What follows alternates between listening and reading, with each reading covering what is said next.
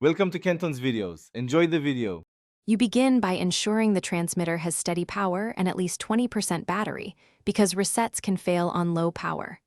Once done, disconnect every paired device so no automatic reconnection interrupts the process. Next, find the reset control, a labeled button, a small pinhole, or the factory reset option inside the device's settings menu. You're not just doing steps, you're preparing clean conditions, so the reset reliably restores default Bluetooth settings and clears pairing conflicts. Now perform the actual reset. Press and hold the reset button for roughly 5 to 10 seconds until LEDs blink or change color. This indicates the unit erased pairing data. If you're using a settings menu, choose Factory Reset and confirm. The device may restart automatically.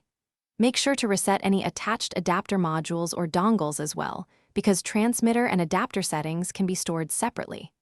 Once restarted, the unit should be discoverable in a fresh, default state. Finally, put the transmitter back into pairing mode and repair your devices one at a time, so you can verify each connection.